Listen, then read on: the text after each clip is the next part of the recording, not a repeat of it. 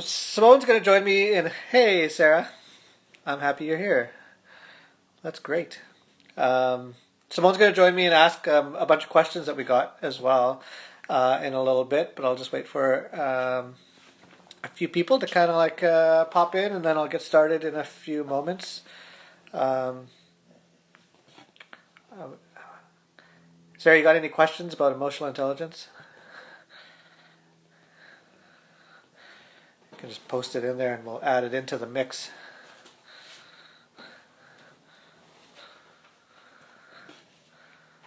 Okay. Here comes Simone. I'm going to invite her into the room.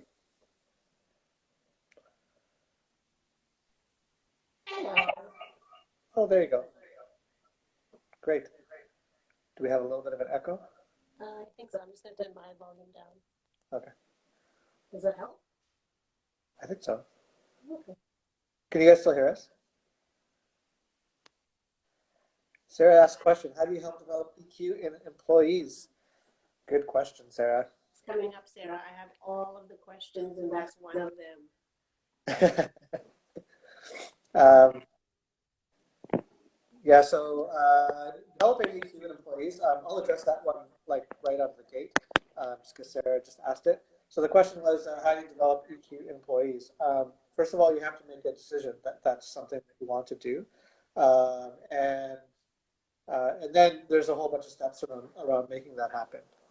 And one of those is figuring out what people's baseline is.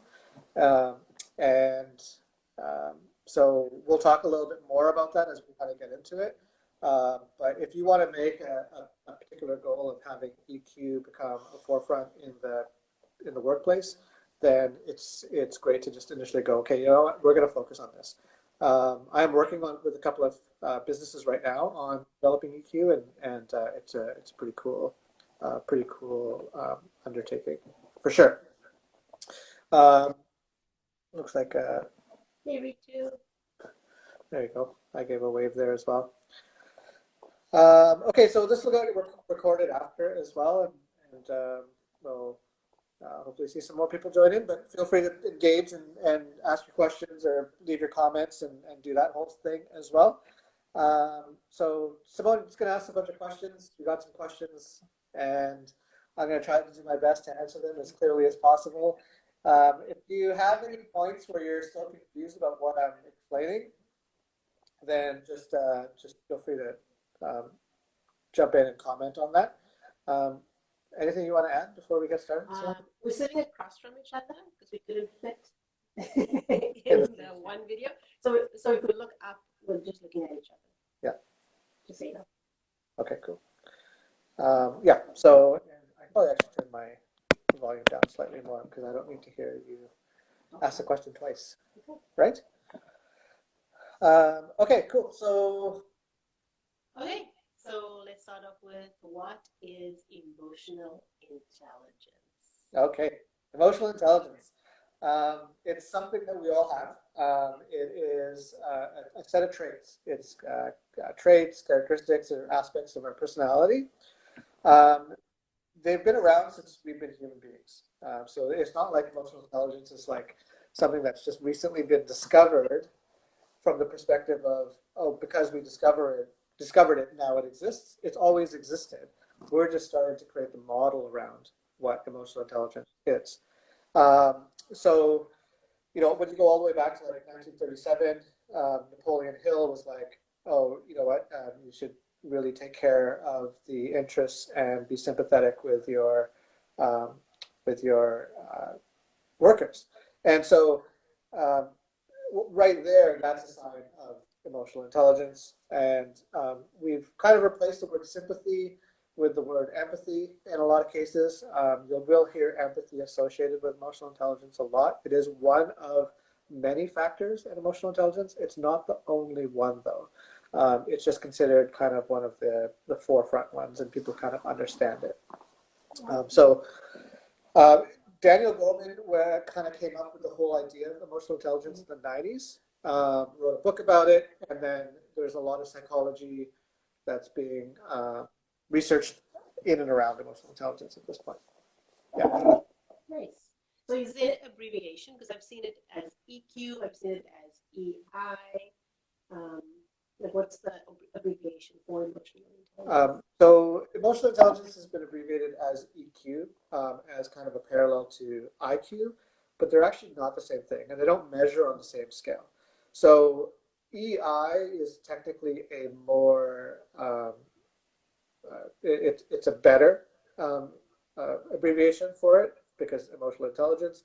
But then you say EI, and people think, well, especially where we are, um, that it's something else. So emotional intelligence is EI is the more correct one. But if you say EQ, as long as you understand that you're measuring something that's not a quotient, that is not an intelligence quotient, it's not an emotional quotient, um, it's another thing. It's its own platform. So with the company that I work with, which is Thomas International for my accreditation, it's called a Trait Emotional Intelligence Questionnaire. So we refer to it as TQ because it kind of brings in EQ with the trait emotional side of it as well. And but for the sake of today, we can use EQ, or we can use EI, or we can use TQ, or we can use emotional intelligence. There, as long as we all understand that we're talking about the same thing, and it's not IQ. Right. Yeah. Okay. Thanks. So you were talking about how emotional intelligence and measurements, like how is it measured? Okay. How do we know where we stand in that whole emotional intelligence umbrella? Right. Okay. So with emotional intelligence, it's based off of a norm. So depending on where you're at, so we're in North America, so we use the North American norm. So you're rated according to an average. So for example, we tend to have a specific culture in North America. We have a very specific set of values that are different than, say, Europe. Similar, but different than Europe. But then if you go to an Eastern European country, totally different again.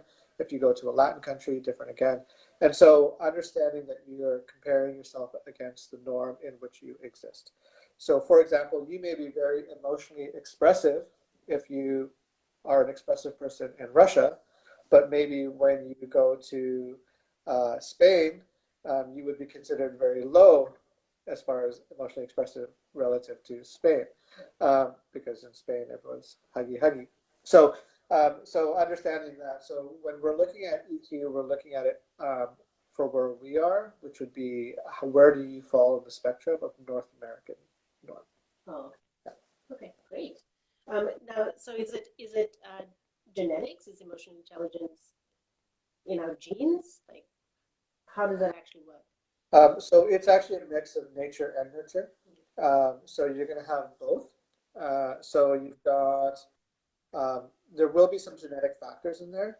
We know that DNA plays a factor in how we approach things and that whole side. Mhm. And then there's also the nurture side. And the nurture side is not just about parenting. The nurture side is about what culture did you grow up in? It's about what kind of environment have you surrounded yourself in? What's your peer group like? Um, what is your tribe? Who's in your shared value? What umbrella does that all fall within? And so those things can all influence each other. So whatever your original bias is, based off of your genetics, based off of the influences that happen externally with those things together, um, um, can absolutely impact your emotional intelligence. Okay. So why is emotional intelligence important? Um, well, it's important because it is the filter upon which we process our understanding of our emotions. So we have an emotional response 100% of the time before a logical response. Okay. You can't not work in the opposite direction. Right. And so emotional intelligence is how we process, understand, recognize, and manage those emotions. Um, and so we live in a society where we have kind of gone in the spectrum of going to rational thought first. And rational thought is good. You want to ultimately get there, but you don't want to do it by boxing and suppressing out the emotional side.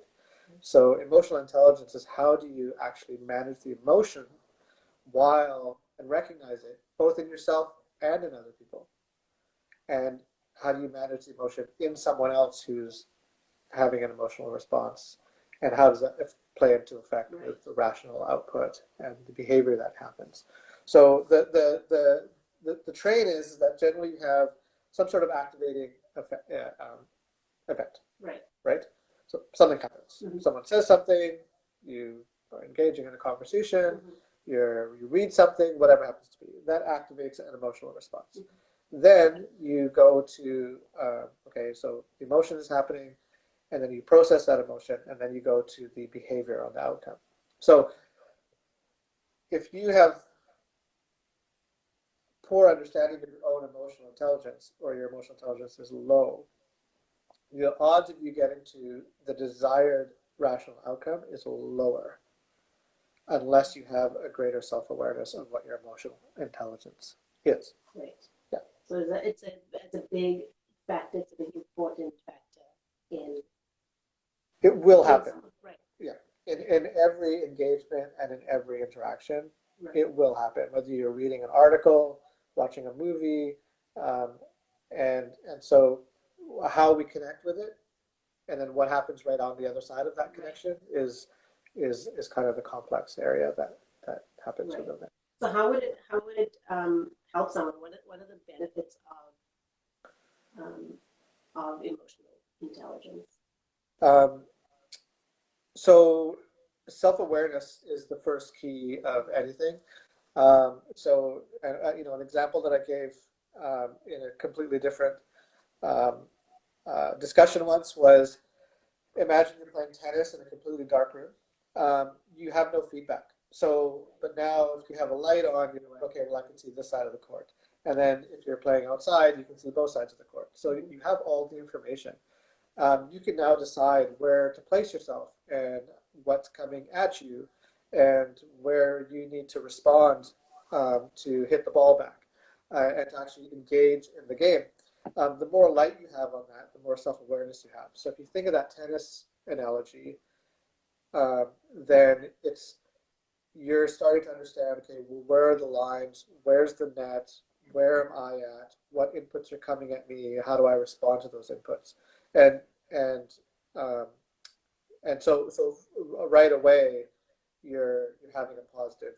Um, you're benefiting from uh, knowledge, emotional knowledge, self-awareness, awareness in someone else.